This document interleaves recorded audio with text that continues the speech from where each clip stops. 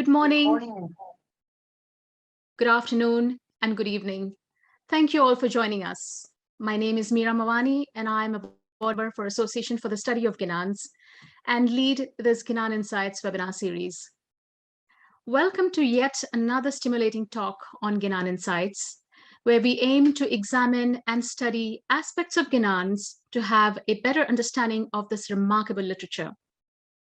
Through this series, we hope to bring to light past and current areas of research in Ginans so that this extraordinary poetic heritage generates greater awareness and space for sharing knowledge and perspectives and inspire people to study and research this wonderful tradition of Ginans. Today, we have a very special guest. I'm delighted to introduce Alwaez Ashraf Ladha, who has been engaged as a religion teacher and honorary Vaizin for the past few decades. Becoming an honorary Vaizin in 1984 under the auspices of Ismailia Association for Tanzania, he worked across East Africa, Canada, and the US. His passion for Ginans motivated him to learn Gujarati at a young age, and he is proficient in Hindi, Urdu, Arabic, along with the Kochki script.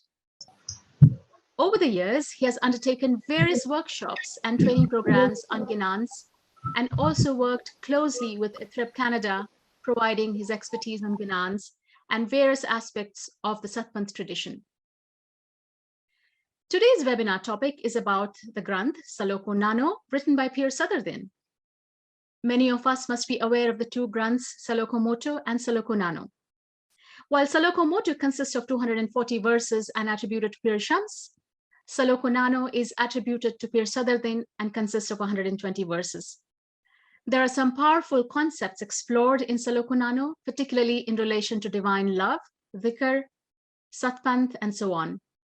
And listening to rendition of the beautifully written verses of Saloko Nāno can be an awe-inspiring experience. The reason we are excited to have Alwaez Ashraf Ladha on our Ginan Insights platform is because he has devoted more than a decade researching and working on this granth. And in his own words, the Saloko Nāno project has been a labor of love. He began his research on Saloko Nāno in 2009, and according to him, has tried to draw parallels with the Quran and other Satpanth Ismaili literature, Sufi literature, as well as literature from other faiths. For the purposes of this webinar, the Alwaez will explore a few concepts from Saloko Nāno. So without much further ado, let me invite Alwaez Ashraf Ladha for his presentation. Alwaez Ashraf, over to you now. Thank you very much, Meera, for the introduction. So like Meera mentioned, can you hear me by the way, Meera? Yes. Yeah. As Meera mentioned, I undertook this project through encouragement from my colleagues, family, and friends, and I embarked on this project as a labor of love. And in studying the Ginans, I came to realize one thing that, there is a need to bring out the Ginan literature to the Jamaat and present it in a manner that the modern generation, the contemporary generation can appreciate and understand in a language that is palatable to them. I noticed that most of the times the work that was done on Ginans was merely providing literal translations. And I realized that in Ginans sometimes providing mere literal translations does not work, because there are metaphoric statements, there are imageries, there are similes, there are allegories that are used. And if you just give a literal translation, it kind of sometimes causes confusion in the mind of the reader. So I felt that there was a need to provide a commentary or explanation with the literal translation.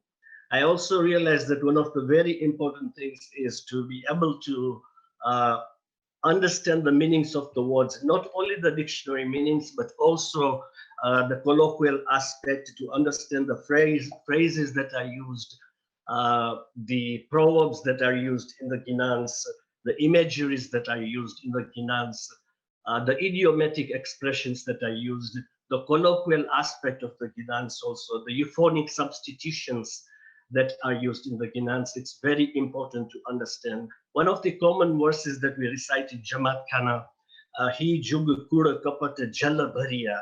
Now, if you go to the original text, it does say He Jug Kura Kapata Jala Bhariya, but Jal here actually is a euphonic substitution of the word Chal, which means deception. So anybody speaking Gujarati will immediately tell you that Kura Kapat Jala Bhariya is a synonym to depict deception, a deceitful world, as opposed to water. Jal doesn't mean water, for example. So this is an example of a euphonic substitution. The other thing that I wanted to try to bring across is to stimulate an academic approach to the study of Ginans. So far, we keep on hearing from people that Ginans are a devotional literature. And in my opinion, yes, Ginans are a devotional literature, but they are also an intellectual tradition. And that's why they're called Ginans.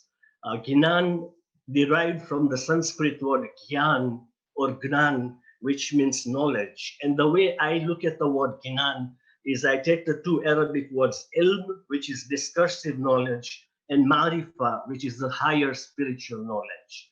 I find that Ginans combine, they encompass both the ilm aspect and the marifati aspect also. And that is what I was trying to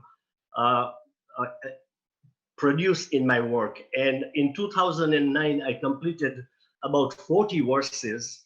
And then I took a break, so to speak. And after a few years, when I looked at my work, I was totally disappointed that this is not of the caliber that I want.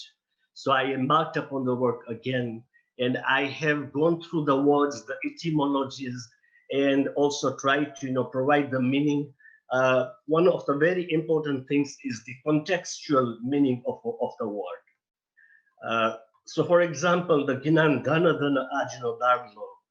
Dhana Dhana, as we all know, it's a Kushali Ginan that we recite. Now the word dhan means wealth, but Dhana Dhana has another meaning too. So I cannot translate this verse as wealth, wealth. Dhana Dhana here means auspicious, and only a person who is proficient in the language of Gujarati would be able to figure out the context. Or in this granth, for example, in one of the verses, Pir Sadardin says, Bhut Bhagati to sab jug kare. Now, you will find that some translators have translated the word Bhut as ghosts.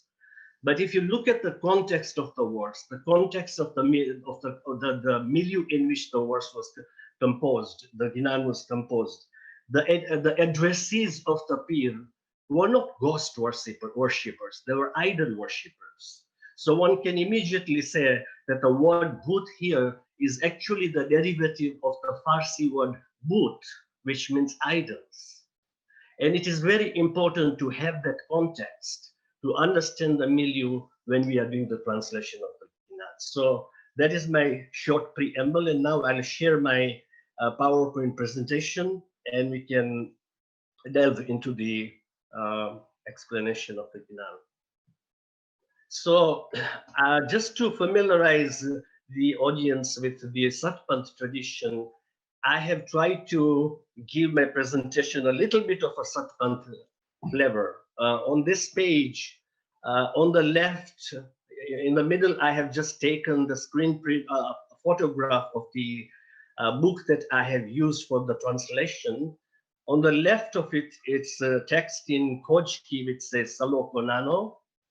On the right is the Gujarati text Saloko Nāno, and at the bottom, it's in English. The text right at the top reads Allah Tohar. And what does Allah Tohar mean? Allah Tohar literally means with the reliance of Allah. It is coming from the Kutchi and Sindhi word Allah Tojo Adar. Allah Tojo Adar meaning the reliance, oh Allah, with reliance on you. This was a phrase that was written by scribes at the start of manuscripts of Ginans, and it is found in many earlier Kojki publication of Ginans. I have quite a few quite a bit of collection of Ginans that were written in Kojki. I have the Ginan Insights, which was published in 1910 by Lalji Devraj. And you will find that at the beginning, this script is there, this phrase is there, Allah Toha. For my work, I have used the publication by the Recreation Club Institute, which was in Kojki. The heading here says Saloko Moto Tata Saloko Nāno, Rachnar Pir Shams Tata Pir Sadardin. That is Saloko Moto and Saloko Nāno, composer Pir Shams and Pir Sadardin respectively. There is the name of the publisher there. There is the price also, Ghatadeli Aurat, Ghatadeli Kimat 8 Ana, 7th, 1990, and March 1934, according to the current era. And on the right, I have just given the first page of the book, which is of the Saloko Nāno. In terms of overview, I plan to cover the following: introduction, central theme, concept of Sir Sätä, bargain of head, and spiritual chivalry, concept of Satgur, 2 categories of people, baraka of the divine name, and concept of Satgur. So let's start with the introduction. The composer of this granth, and granth literally means composition. The composer of this granth is Pir Sadardin. The total number of verses is 120, like Meera mentioned. It's classified as a granth. It is a Ginan, but it's classified as a granth. Granth literally means text, book in prose or poetry, composition, a volume of literary composition. So we have a lot of granths. For Saloko, we have Saloko Nāno'by Pir Sadardin, and we have Saloko Nāno'by Pir Shams. The etymology of the word Saloko, it is derived from the Sanskrit word shlok, which means a verse, a stanza, hymn of praise, epic meter consisting of quarter verses of 8 syllables each, also known as Anushtup. It is believed that Maharishi Valmiki, who was the author of Ramayana, was the first person. He is known as the Adi Kavi, the first poet. And it's believed that he was the first person to compose this type of poetry, which is known as shlok. Saloko therefore means verse, stanza, quatrain, epic poem, kind of a ballad. So if you look at the Saloko Nāno verses, they're actually in the form of quatrain. That is, there are 4 lines. Nano, of course, means small or short. Therefore, Saloko Nāno means a smaller or shorter Saloko, as opposed to larger or longer Saloko, the Saloko Nāno'by Pir Shams, consisting of 240 verses. The content, I'm not really sure. I have not studied the Saloko Nāno at depth, but there are correlated themes in both the granths. And recently only a young gentleman from Pakistan messaged me, and he told me that he has uncovered the manuscript, which is called Satgur of Saloko, and he was kind enough to actually share the transliterated version of it. And that Saloko actually comprises 560 verses. It's not published. It is still in a manuscript form. So we have different kinds of Salokos in the Ginanic tradition.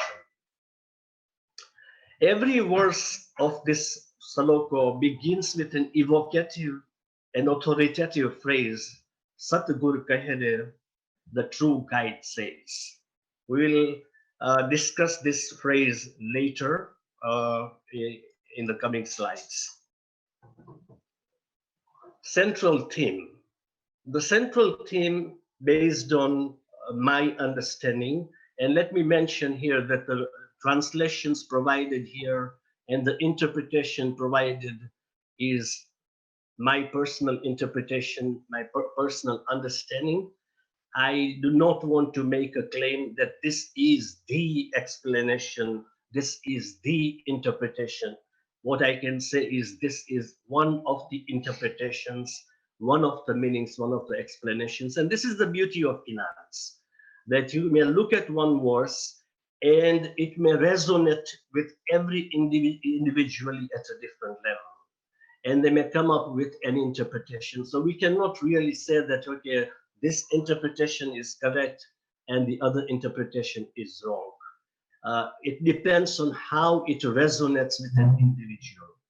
So what I found out that this is basically the central theme is the soul's separation from the beloved being the divine himself, and the path to spiritual union with the beloved through Sir Sätä, bargain of head. I'm not elaborating on Sir Sätä right now because I'm going to do it later. And spiritual chivalry. And by spiritual chivalry, I mean spiritual bravery, spiritual courage, spiritual strength. And the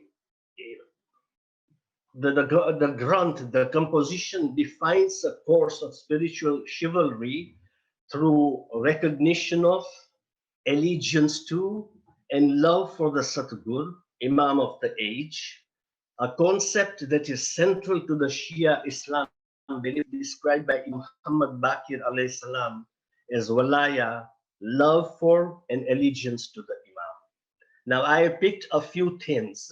This is not an exhaustive list, but one of the prominent themes that comes across in this granth is about the Satgur, who the Satgur is, the recognition of the Satgur, allegiance to the Satgur, acceptance of the authority of the Satgur. For example, in one of the verses, Pir Sadardin says, Suni puja shukaro, ane jagti jot ne mag. Why engage in void worship? Venerate instead the jagti jot, the manifest light, the Nāno'by. So you will find that it is an oft-repeated message in this granth, the concept of walaya, the acceptance of the authority of the Imam, the authority of the Satguru, and also loyalty to him, love and devotion to him. This is central to the Shia belief system. If you read Shia literature, this is considered to be the central pillar of Shia Islam. All the other 6 pillars, Tahara, Zakah, Salat, Jihad, all the other 6 pillars revolve around it. But the central pillar, according to Imam Muhammad Baqir alayhi salam, is walaya for the Imam. Acceptance of the authority of the Imam, submission to the authority of the Imam, love for the Imam of the time. And I use the word Satgur here because Satgur refers to the Imam.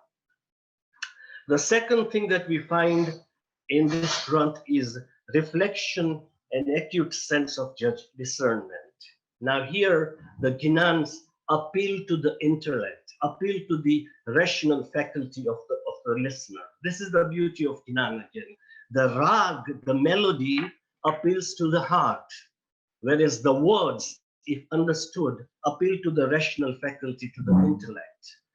One of the oft-repeated phrases in the Ginan is Ginan Vicharo, Tame Ginan Vicharo Morapai. When Pir says Tame Ginan Vicharo, he is not actually referring to the Ginanic corpus per se. He is saying ponder over knowledge, think, reflect, contemplate, an approach which is used by the Holy Quran quite frequently, where Allah talks about tafakkur, the concept of tafakkur that is found in the Ginans, in the Holy Quran, where Allah repeatedly tells mankind to think, to ponder, to reflect. And you will find the same thing coming in the Saloko Nāno. For example, in one of the verses in Saloko, he says, Sach jutka patuntara, ane parkhote parkharhar. Sach jutka patuntara, ane parkhote parkharhar. In terms of distinction between truth and falsehood, discern, O you who can discern. Now, this is a direct appeal to the faculty of reason, that you have akal, use your akal to distinguish between the truth and falsehood, and based on that, pick the truth, follow the path of truth. The other concept that comes across in this granth is engagement in spiritual combat, what we can refer to as Jihad-e-Akbar, Jihad al-Akbar, the greater war against the nafs al-amara, the commanding soul that incites to evil, in order to attain freedom from the shackles of the ego and ghafala. So the Ginans, this granth and other Ginans also talk about manane maro to gurkaya mane maro. Here man refers to the nafse amara, the ego.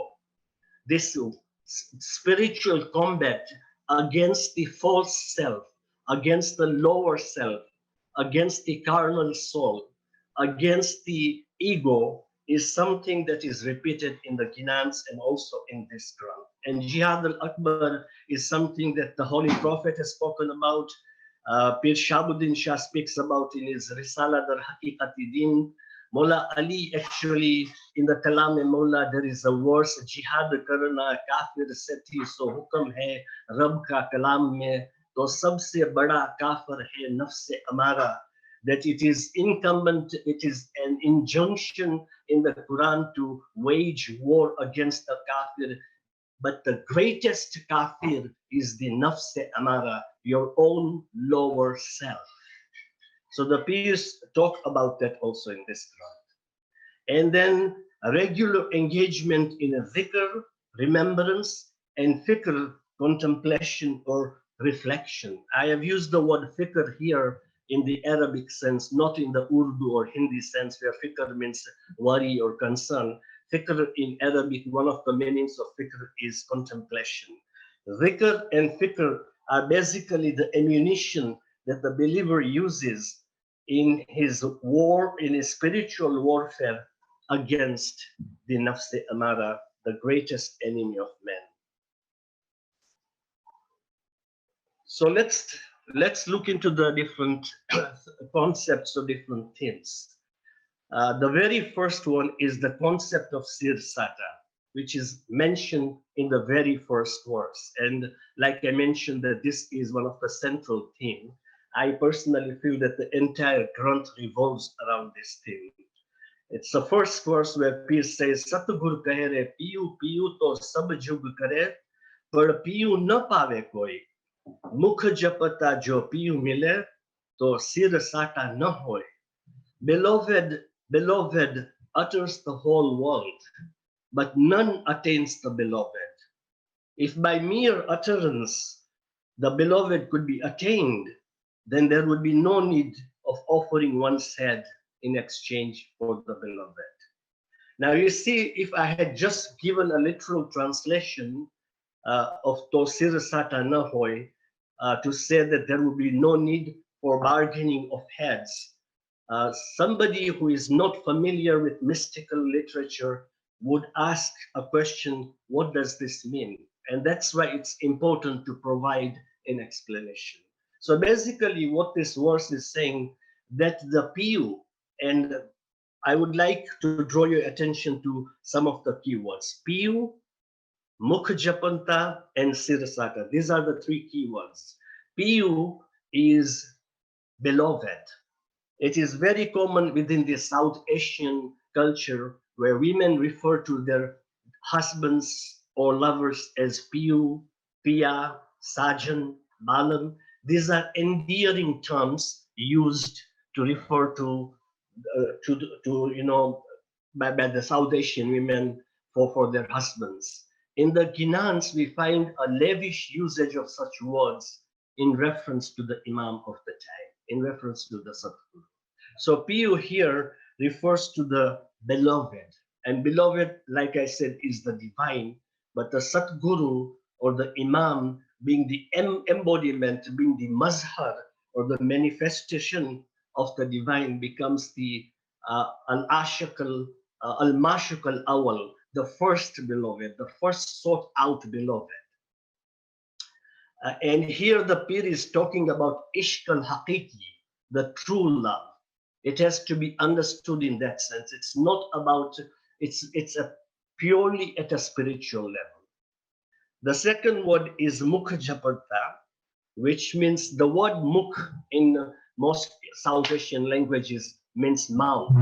And japata is the act of uttering a name of God in a low voice, in a whispering tone, in a tone that is not audible to people. A parallel of it in Sufi parlance would be dhikr al-lisani, the zikr of the tongue.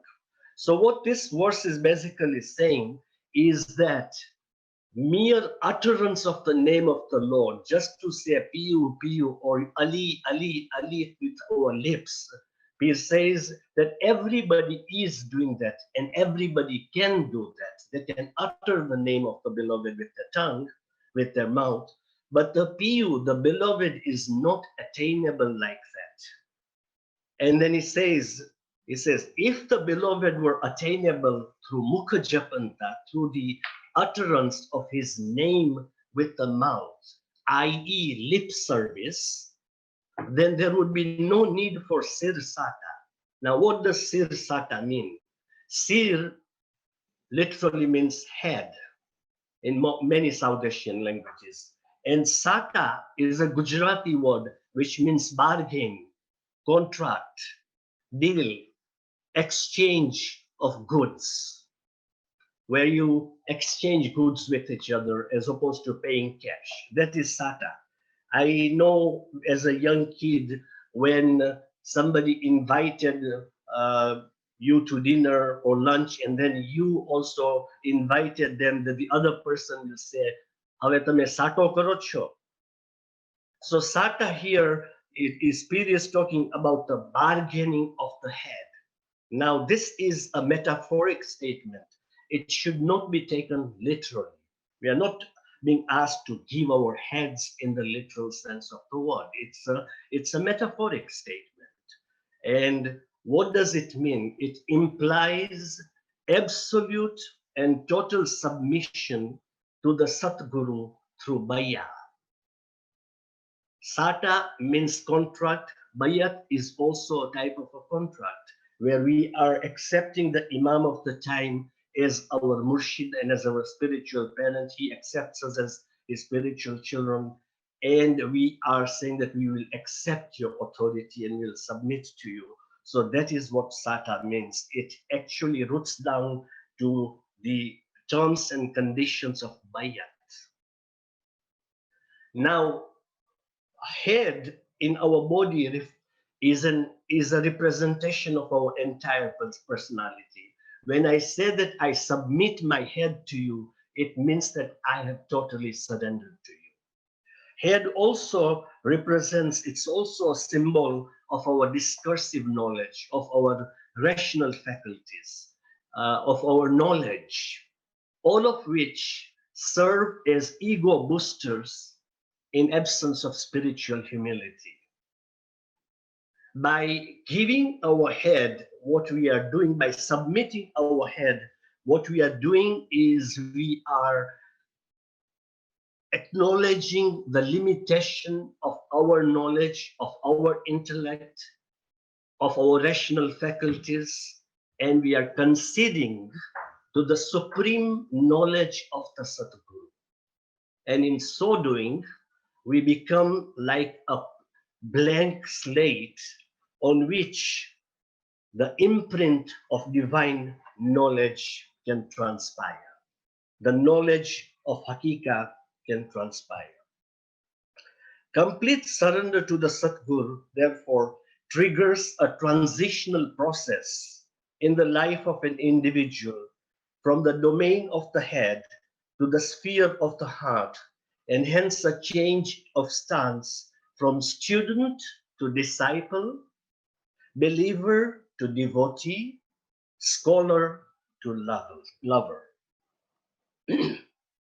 So Sir Sätä is a spiritual transaction where we symbolically offer our head and we attain the closeness of the beloved.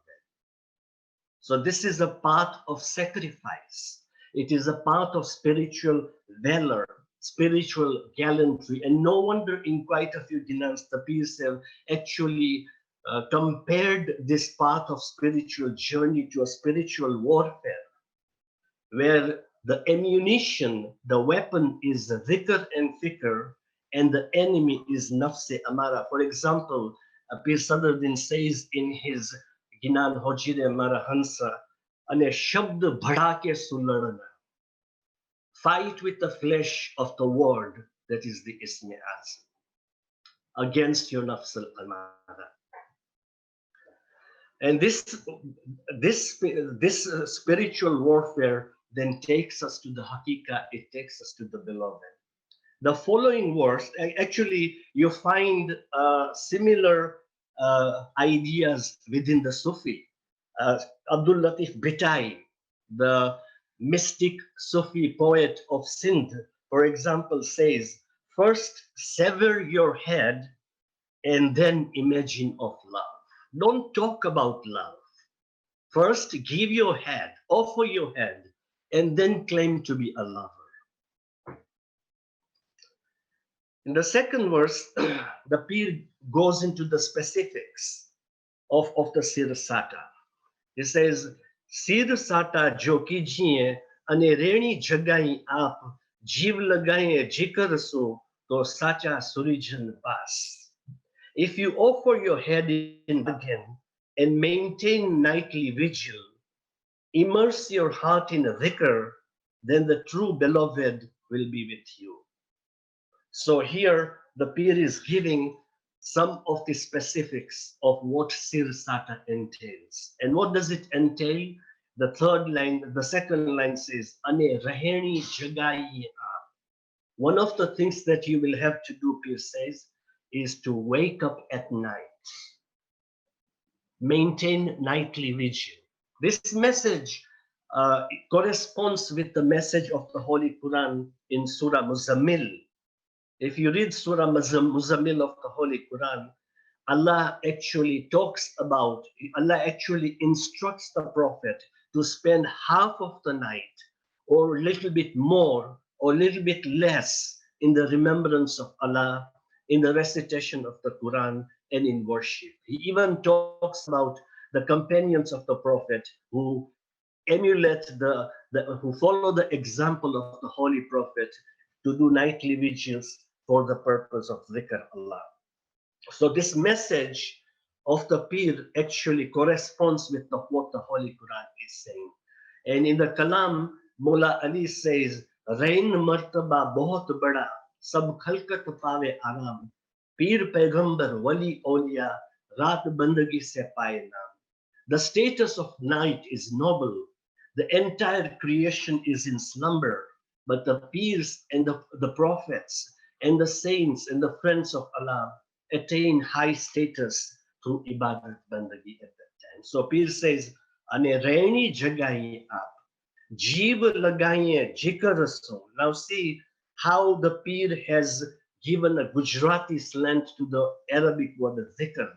He says jikar, which is a very Kathiawadi way of saying, where Z is substituted with J. Says jeev lagaye jikar so, immerse your heart in dhikr.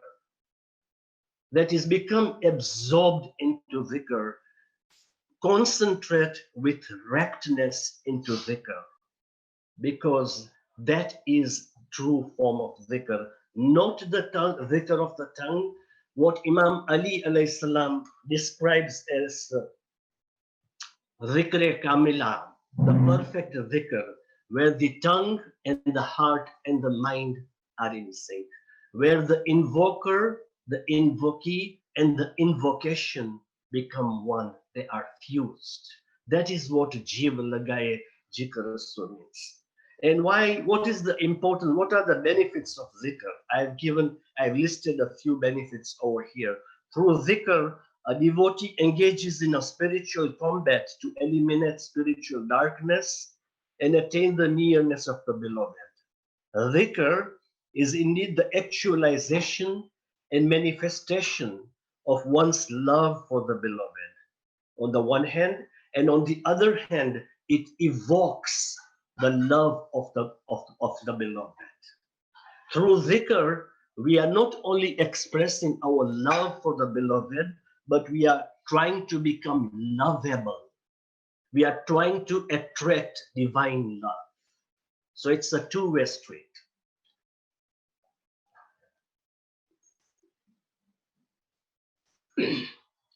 Now let's look at the concept of Satguru. I interchanged the word Satgur and Satguru, and my son keeps on reminding me that you can't do that, it is Satgur, and I try to explain to him that there is no difference between Satgur and Satguru. Satguru is more colloquial way of saying it. So the first theme that I would like to share with you is to, first of all, understand the meaning of the word term Satgur. Satgur is a compound word derived from the Sanskrit terms Sat and Gur. Sat literally means true, truth, real, genuine. If you look at the Sanskrit dictionary, there are a lot of meanings given for Sat. Beauty is also defined as Sat. Sat is also defined as beauty. Virtue is also defined as Sat. So I've given the relevant meanings here. Sat means true, truth, real, genuine. Guru means teacher, guide, preceptor. So the simple meaning of the word Satgur or Satguru is true teacher, true guide, or true preceptor. Satguru is the teacher of the truth or guide to the truth. He is the guru who guides the disciple to Sat or Hakika, the ultimate truth or ultimate reality. The miracle of Ali, Imam Sultan Muhammad Shah says, is to guide people to the Hakika. It is not to do some magical feats. The Satguru is one who guides the devotees, the faithful, to the Hakika, to the truth, to the ultimate truth. In the Satpanth tradition and Ginans, the term Satgur refers to both Shah and Pir in some instances, whereas in other instances, it refers to either the Shah or the Pir as the deputy of the Imam. Now, the concept of Satgur, and this is very important to understand because we have some apologists in the matter of Ginans who feel that, there are a lot of quote unquote Hinduic terms in our Ginans. And my argument is there are no Hinduic terms. These are Sanskrit terms. These are Indic terms. Language is independent of religion.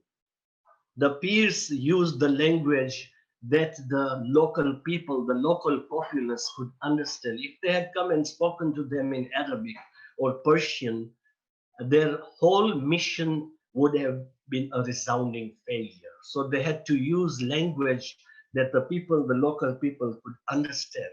Now, Satgur is one such term which the Pirs have used in the Ginans, which is not exclusively a Ginanic concept. It is not exclusively an Indic concept.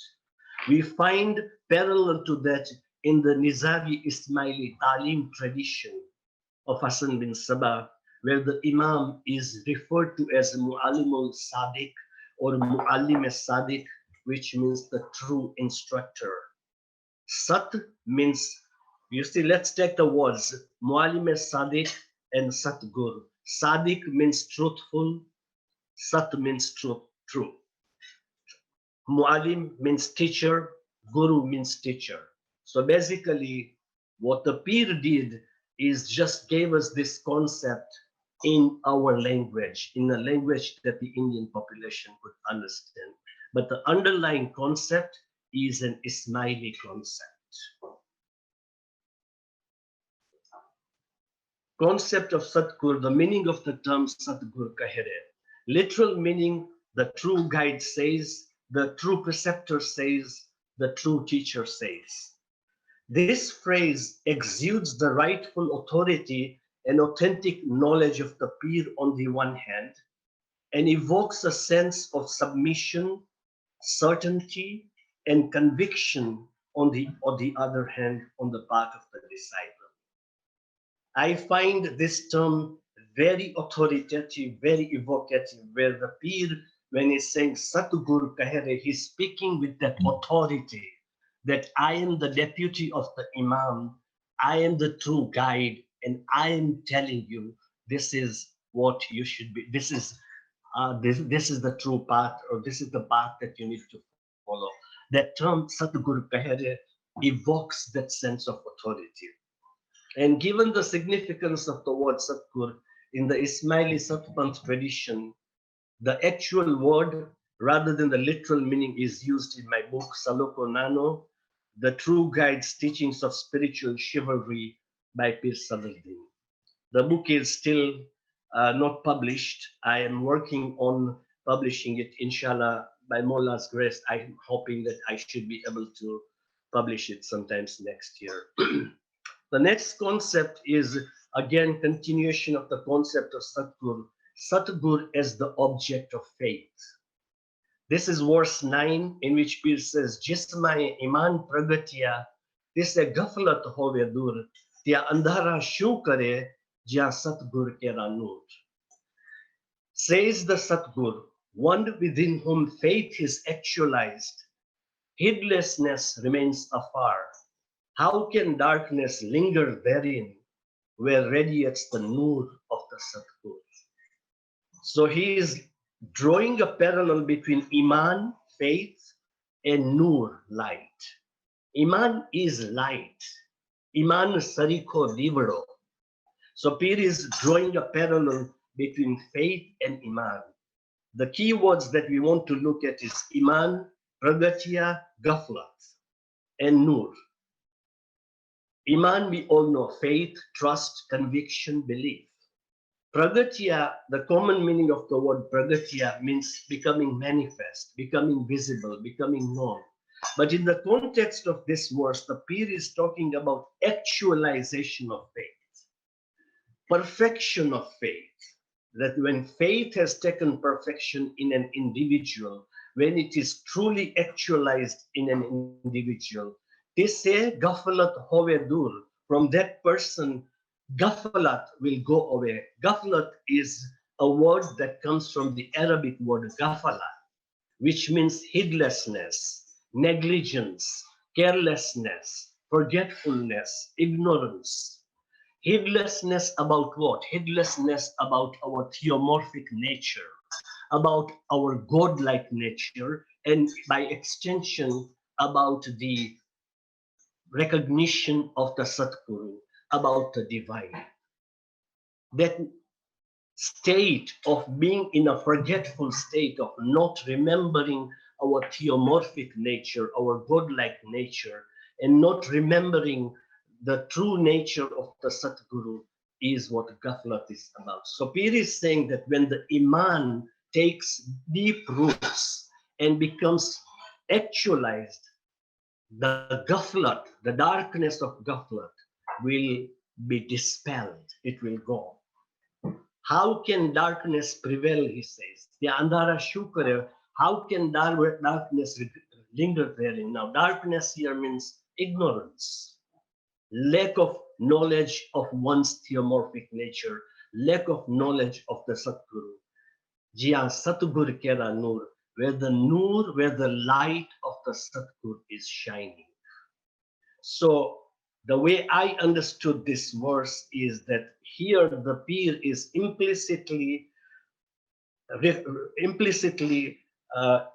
explaining to us that the Satguru is the embodiment of the divine light, and importantly, that faith attains maturity and completion when one has the divine light radiate and dawn in one's heart. Satgur as the manifestation of the Nur. This is verse 10. Satgur kaire nure minder samaria nure rachyo asman de nur mayati nur pragatya tenu Satgur nam. This verse is a very, very important verse in the Ismaili belief. Says the Satgur, the world originated from the Nur and the heavens were created from the Nur. From this Nur emanated the Nur. Truly, Satgur is the Nur. This verse now explicitly this depicts the Imam or the Satgur as the Nur, as the divine light, as the embodiment of the divine light and the originator of and the creator of the heavens and the earth. This verse actually embodies the interpretation of the mystical and magnificent verse of light, the Ayatul Nur, which speaks of Allah as the light of the heavens and the earth, Allahu Nuru Samawati wal Ard. And also, especially the third line, the Nur Mayati Nur Pragatya, is basically a literal translation of Nurun ala Nur, light upon light, which according to Shia interpretation, not only Ismaili interpretation, Shia interpretation refers to the continuity and the perpetuity of the divine light transmitted from one Imam to another. And if you want to look at this from the Shia perspective, you can read the translation of the Holy Quran, the commentary of Ayatul Nur by Mir Ahmad-Ali, and you will find this concept very beautifully explained. Now, let me speak about the last line, Tenu Satgur Nam. Here, one has to understand the language to be able to translate it properly. The line doesn't say that Satguru is his name. Nam here does not refer to name. Nam is used in an indicative sense to say that the Satguru is indeed that light. So that's why you'll see I have translated the last line as truly the Satgur is this Nur. Concept of Satgur, same as the Saviour. This is verse 11, where he says, we have come into this world and have brought the key to salvation. Physical indulgences and pleasures reign supreme, but scanty is the worth of the lovers. So this verse actually depicts the Satgur as the Savior. In that milieu, the notion of mukti was very prevalent. Mukti means salvation. So the Pir is telling his addresses, if you desire mukti, the Satgur is your key. Go to the Satgur, because without the Satgur, Satgur vina mukti na pao. Without the Satgur, you will not attain mukti. So if you need mukti, the Satgur is there to lead you to salvation. A number of verses in this granth do talk about the Imam, the Satgur, as the Taranhar, the deliverer, the one who would emancipate. You will find concept of the Ark of Noah also, when the Pir talks about Satkinau, the boat of truth. We all know the history of Noah's Ark, but the esoteric interpretation of it is that the Ark of Noah refers to the Ahl al-Bayt, according to the Prophet and according to Pir Pandiyat Jalamardi. And the Pirs have very beautifully incorporated this concept in the Granth, that this is the Satki Naam or Nau Kiji Harki Naam Ki, now the boat of the Lord, or the boat of the truth, which will take you to salvation, which will take you ashore to the other bank. And of course, in the last two lines, the Pir regrets that Ranga Bhoga Bhopadami Pamya, we live in a time when physical indulgences and pleasures reign supreme. Alas, scanty is the worth of lovers of the beloved. Concept of Satgur as the quintessential shrine. So the Pir says the Ganges thrives abundantly as a shrine, but the shrine of shrines is the Satgur Pir. From the Ganges, he remains remote, thus rendering its water futile. So here, Ganges is not used in a specific sense only Ganges, but he's talking about the whole notion of tirth. Tirth is a very important notion within Hindu belief, which is basically performing pilgrimage to sacred places, to sacred rivers. And the Pir picks one of the most prolific shrines, and he says that it may be a thriving shrine, a prolific shrine, but the actual shrine of the shrines. This is a very Indic way of saying tirth, tirth mae tirth, the shrine of the shrines, the quintessential shrine is the Satgur himself, who embodies all the holy places of pilgrimage. And this is a concept that also Al-Muyyad Fiddin al-Shirazi speaks about in his literature when he addresses Imam Mustansir Billah. He says, "O the mightiest Qibla of truth and the noblest Kaaba of living ones, if a pilgrimage is performed to a house of stone, it is more fitting for it to be towards you." And we find the same concept within the wider body of Islam. Qasim Kahi, a 16th century Indian Muslim saint, says, "Ahmad, that is the Kaaba towards which we strive. The black stone is certainly his black mole." Two categories of people. The Pir talks about two different kinds of people in this verse. He talks about the Nugra, the ones who do not have a guru, and the Sugra, who have a guru. The word Nugra comes from Naguru, those do not have a guru, those who do not have a guide, and Sugra comes from Saguru, which means those who have a guide. It says they are distinct. The word Patuntara means distinct. They are dissimilar, they are different, although outwardly they look alike.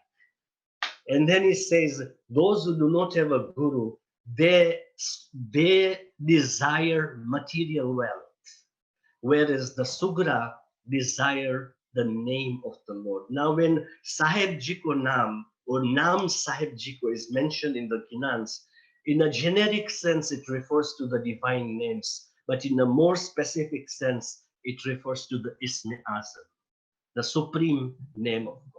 And why is the name of God so important? Tabaraka Isma Rabbika Zal Jalali Wal Ikram, the Quran says, "Blessed is the name of the Lord of majesty and reverence," because the name is like an access point to the name. It is the portal to the name.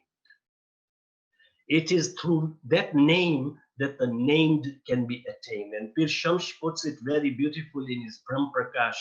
He says, "Naam lete nami ku pave." Naam lete nami ku pave. Through invocation of the named is attained.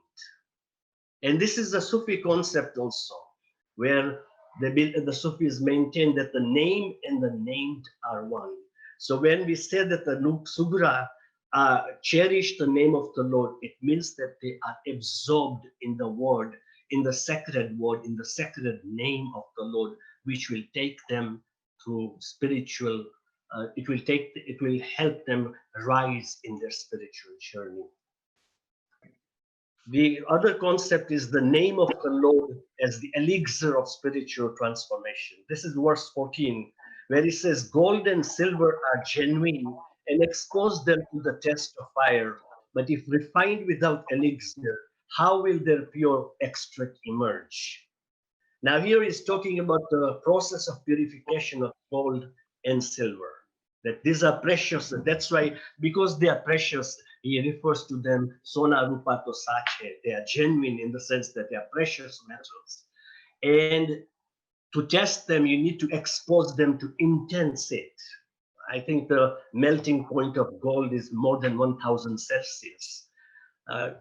After you expose them to intense heat, that's when the metal becomes melted. But once it is melted, there still is one process that is required to refine that metal. You cannot just melt it and extract the pure gold. You can't get the pure gold that way. You need to use some kind of mercurals to add to the mixture, and the mercurals will absorb the impurities, the ores that are there in that mixture, and will give out the pure extract of the gold. This is the rasayana, the elixir. So Pir is asking that if you expose this to it and you melt it, but if you do not put the elixir, if you do not put the rasayana, you will not be able to extract the pure gold out of it. And the rasayana in our talim is the isme azam of the imam, that the imam bestows us, the Satguru bestows us. That isme azam is the elixir that will enable us to extract our pure self, to be able to find our pure self. So Sona Rupa here refers to those people who are on the spiritual path. Agana ki kas refers to the arduous spiritual journey. Rasayan is the isme azam that the imam is given, and Ras is the essence that we acquire through this endeavor and through this effort. The name of the Lord is the name of the Lord is the spiritual DNA. Now I've used this word very freely. Iyad bhamari do patuntara ane lai mandir mae bahe, bhamari chatko iyad sahe to aap samani thai. The larva and wasp are distinct. Taking the larva into the nest, the wasp stings it. When the larva endures the wasp's sting, it becomes akin to the wasp. Now here the Pir has used the example of the metamorphosis of a wasp. What a female wasp does is that it takes a larva, takes it to its nest, and then it stings it, puts its toxins into it, rendering it completely unconscious, and then it injects its egg into it. It uses the larva as a host. And once the egg is injected into it, gradually a process of transformation takes place, and the larva turns into a wasp. So Pir says, Bhamari chatako jo ear sahe. If the larva has the strength, the tolerance of being able to bear the sting of the wasp, then only it will transform into a wasp, into a wasp itself. This sting, the first line, Iyad Bhamari, Iyad refers to the devotee. Bhamari is the Satguru. Mandir Mai Lai, Mandir Mai Baye is the process of initiation. Bayat, and initiation into the esoteric path. The Chatko, the sting, is the Isme Azam that the Imam or the Satguru gives us. And that Isme Azam then helps one to become transformed and become Satgur-like. And this reminds me of the story of Mantiku Tair, where Fariduddin Attar speaks of that one conference of the birds where the 30 birds reach the darbar of the Simurg, and they realize they are one with the Simurg. And this is a concept which the Grand Missionary Al-Muyadd Fiddin Al-Shirazi also speaks about. He says one should bear in mind that the connecting link between the father and the son, which makes the latter stick to the former, is nothing but a human seed. If a son sticks to his father because of this, a spiritual son, the connecting link between whom and whose spiritual father is a kalma, which is the extract of all divine powers, should stick to the spiritual father 1,000 times more. The kalma here refers to the Ismi Azam. And finally, the concept of Satpanth. Rang patang to kurang hai eso duniya no rang pad Satpanth jod majit hai dai baki rang patang re. Lackluster is the color made from sapanwood plant, and so is the splendor of this world. but Satpanth is like a lasting red color made from the Indian meadow plant. Brother, all other colors resemble the sapanwood dye. Now here it's very interesting. The word patang has a number of meanings. When I talked about contextual meaning, patang can mean kite, patang can mean moth, butterfly, but here patang means a tree, because in the third line, Pir is speaking about majit, and majit is a tree. So comparison is done of like objects. You cannot have a comparison between a butterfly and a tree. That won't make logical sense. So by looking at the entire verse, one can figure out that the meaning of the patang here is actually a tree. And what tree is it? It is the sapanwood. It is also known as Brazil wood. It is also known as East Indian redwood. And from this tree, a red dye is produced. But the red dye produced from this tree is very, very weak. It's a weak color. It is prone to fading. It does not last. It is not deep. It is not permanent. So Pir says this world is like the dye of sapanwood. It's fleeting. It is transient. Whereas he says, for Satpanth chod majit hai. Chod literally means something that is deep red.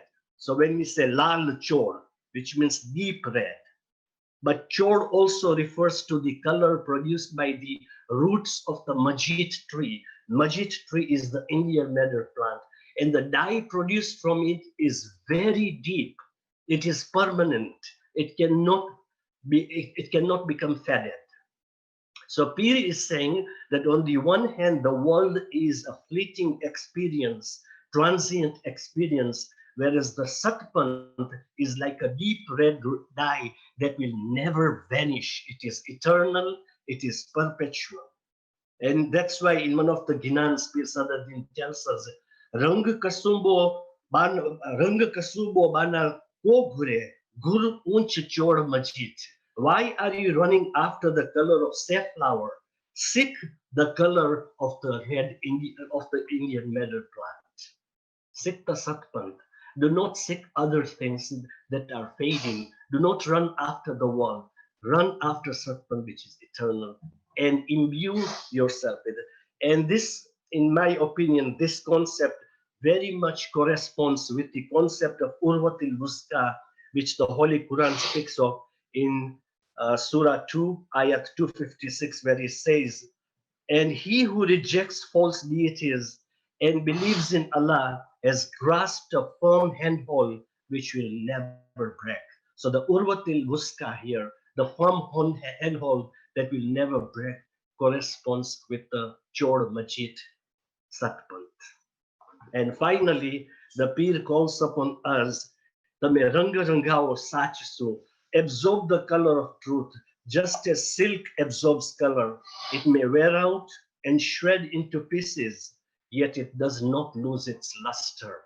Very beautiful example. He says, just as silk absorbs color, you too absorb the color of Satpanth. Become Satpanthi in the real sense of the word. Adopt the virtues of Satpanth. The effect, the influence, the impact, the power, the force of Satpanth is profound, that it transforms an individual. That person now starts actually projecting and reflecting Sat himself, projecting virtues himself. So he says, in such a manner, it says, like the silk cloth that absorbs the color, you may rip it apart, you may tear it, it will never lose its color, it will never lose its design. Padi patode bhat, teto fate pan fitte nahi. Oh brother, on meritorious deeds. Sorry, a silk fabric, colorful design imprinted on it may disintegrate, but the color within it will not fade. And in order to get this color, Pir says, you need a guru. Without a guru, you will not be able to attain. He says, Jire bhaire gurne puchi tame karani kamavo to uttam rang rangavo. Oh brother, earn meritorious deeds through the guidance of the guru, thus be imbued with the best of color.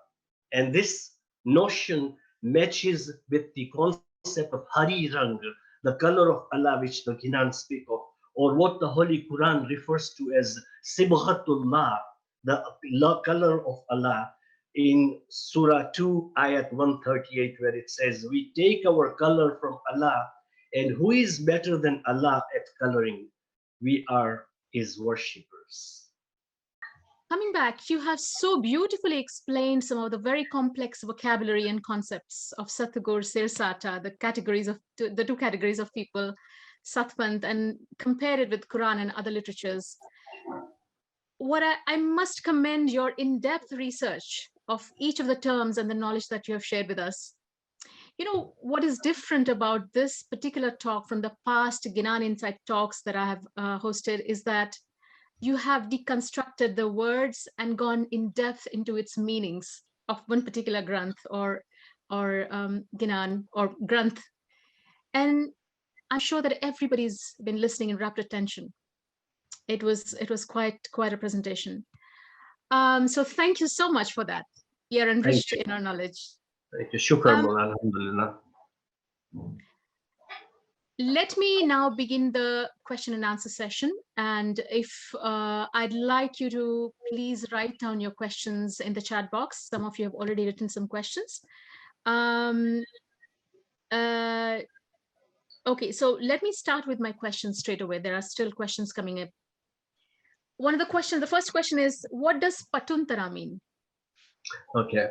Patuntara, and it's good that this question is asked because I have noticed that some translators have translated Patuntara as similar. Patuntara is a compound word derived from Pat and Antar. Putting the two words together you get the word Patuntara. Pat means veil, curtain, and Antar means separation, distance, dissimilarity. So when you put Patuntara together, you are talking about dissimilarity, distinction, unlikeness. You see, it does not mean similar, because if it was similar, and if you want to take the words Baghansa be Patuntara, if you say the heron and crane are, similar, logically it doesn't make sense because they're not similar. They are distinct. Nugra Sugra be Patuntara. Nugra and Sugra are distinct. So Patuntara, the root word is Pat and Antar. Thank you, Alwaez, Ashraf. The second question I have is, can you please reference Noah's Ark interpretation to Al-Bayt according to the Prophet? Yeah. Do you know? So the Prophet has said that, we have been told this beautiful story about how the floods came and how those people who embarked on the Ark of Noah were saved. But the Prophet says, and this is an authentic hadith, and I don't have the references right now, but he says, my Ahl al-Bayt resembles the Ark of Noah, the Safina of Noah. Those who embark upon it will be saved. Those who will not will perish. And Imam Mustansir Billah in his Pandiyat-e-Jama Mardi speaks about the same thing, and he said it is incumbent upon you to know who the Ark of Noah of the age is, and surrender to him. Thank you, Alwaez. One other question is, in Saloko Nāno, the term bhar appears often in Saloko Nāno and in other Pir Sadardin's Ginans, and for example, ane sir upar bhariya che bhar. This bhar is assigned to the followers. What is bhar referring to? So bhar, the way I see it, it can refer to A, the bhar of the worldly responsibilities, B, the bhar of making sure that you are remaining loyal to the contract that you have made with the Satguru in terms of the bayat, and the bhar of worldly responsibilities too, and the bhar of the the sins that we commit. So it's a word that can mean a lot of things. Yeah, somebody said here that the Ginan Hete Sumilo actually references in the last verse that sounds like Noah's Ark. Yes. Now Chelite now kala jugni, and imani uttar shepar.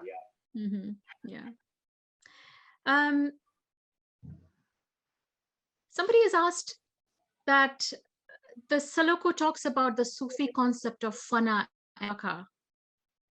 Can you elaborate on that? Yeah. Or So does the the verse, Saloko talk about? yeah, the verse 29 actually that I wish I could have elaborated it further, which speaks about iyar bhamari no patuntara ane lai mandir mai bae bhamari chatko jo iyar say to aap samani hoy.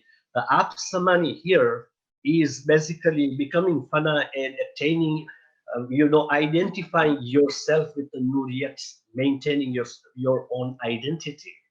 That is the state of bakar, right? Thank you, Alwaez.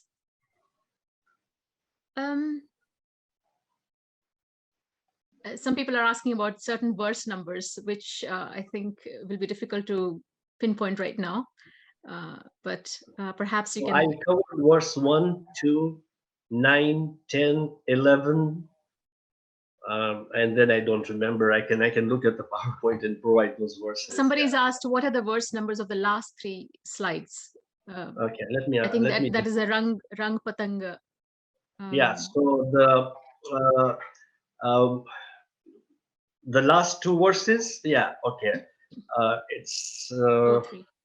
That's a very good question. I need to look at the verses myself here.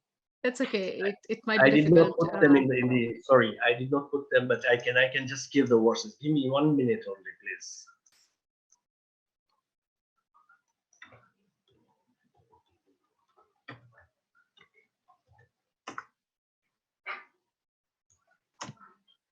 Yeah. So 47 and 48. Verse 47 is Ranga Patan to Kuranga hai, and Ranga Rangavo is 48. All right. I hope that answers the question. All right. Wonderful. I don't see any other questions. If anybody has any questions, please write down, or I have a question, if I may ask, Alwaez. Sure. Right.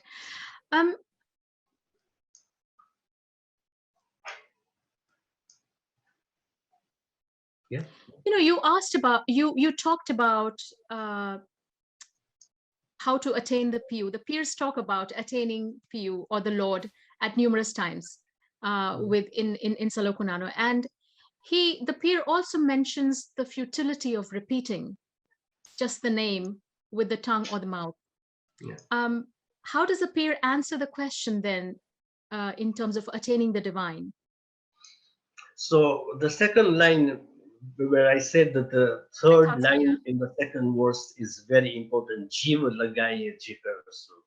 So jiv here could mean that at the time of your when you remember, make sure that you remember him, or when you remember him with your heart and mind. You're completely wrapped into it. Well, like I said, the dhakir, the mudhakir, and the zikr become one. Like there is nothing else, the rapness of that. But jikr also, jiva lagaya jikr also means that be in that state of remembrance at all times, which basically will help us change our the way we think, the way we do things, the way we conduct ourselves. And I'm tempted to quote the words of Hazrat Imam, where he talks about leave the faith, leave your faith. He doesn't say leave, he says leave, L-I-V-E, as opposed to L-E-A-V-E. And you see, this is one of the main things that the Pir talks about, that lifelong commitment to nightly vigil and practicing of zikr and fikr is necessary. It should be a lifelong commitment. But then in the verses that follow, he gives all the other aspects of Sir Sätä, that the knowledge of the Satguru. He talks about ethical conduct. He talks about fighting against the nafs. And so it's a collective thing. It's not only one thing that you do zikr and everything should be fine. It's a lot of things that one has to do in order to be able to attain that, lead a virtuous life. Make sure that they have love and devotion for the Satgur, because without that, it's going to be difficult to make progress in this journey. So there is no black and white that you do one thing and this light is going to be given to you. It's a whole course of things. Sure, thank you. There's another verse actually I was curious about, which is, I think it's verse 17, which says, Satgur kahere jhuta marna to sab jug mare, ane sacha na mare koi.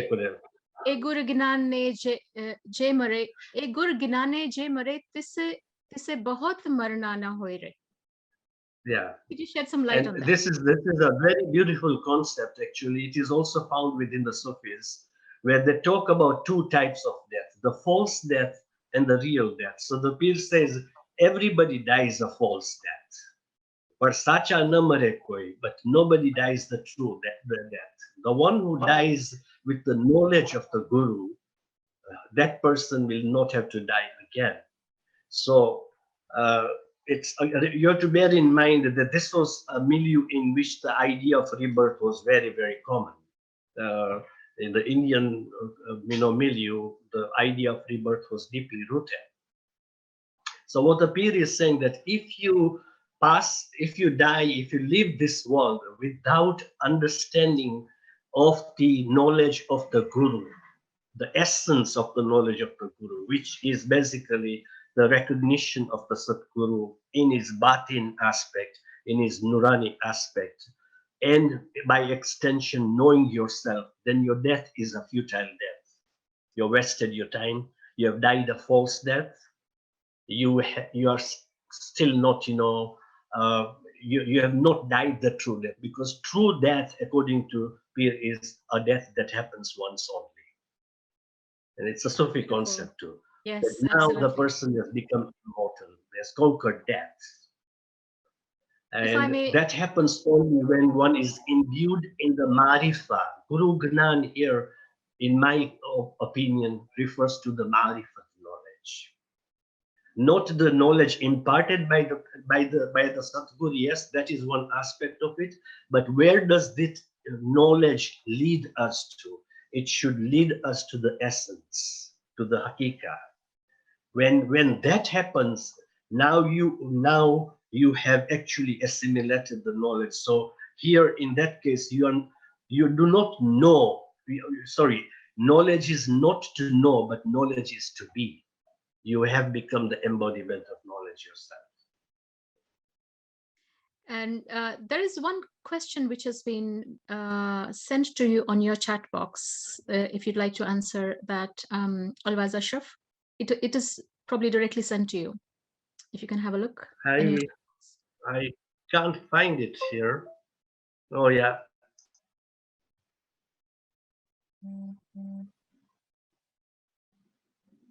No? No, I can't see a question. I just see thank you messages. That's okay. There's one other question. So is the Satgur the Imam or the Pir? So like I said, and then this is a beautiful aspect of the Ginans, in some cases, it refers purely to the Imam of the time. Like, for example, in verse 10, it refers to the Imam. In some cases, it refers to the Pir. So, for example, when he says Satgur kahere, he is speaking. It's that I, the Satgur, am telling you. And in some cases, it will refer to both them. Because remember, and I must very clearly state here that in the Satpanth tradition, the Shah and Pir are considered to be the Nur of Ali and Muhammad. Okay, so it is very contextual. So in some Ginans, for example, the Pir will say, Tamya Satgur ane ame sebak sadai. Now here he is addressing the Imam and saying, you are the Satgur. In some cases, he will say, I am the Satgur. So the Satgur of the Satgur is the Imam himself. So you have to look at the verse in its context and then be able to understand that this is what the Pir is trying to say. And I find that very beautiful. This elusiveness is beautiful, actually. One other question, I think, which you have mentioned it already, but I don't know if you would like to elaborate. The difference between Saloko Nāno and Saloko Moto. Are the concepts So slightly actually, different? yeah, I have not really done a deep study of Saloko Nāno. The only difference I can tell is that both are Saloko. The way the composition has happened, in terms of poetry, both of them are shlokas. In terms of content, I have not really studied the Saloko Moto that much. So poetically, they are the same. The only difference is that Saloko Nāno is 120 verses, Saloko Moto is double, which is 240 verses. Thank you, Alwaez. There is a question, I'm not sure how to ask this. And the person says that, can you please talk about Pir Sadgur? It seems from your talk today that Pir Sadgur is a concept rather than the name of a Pir. Is that a valid interpretation?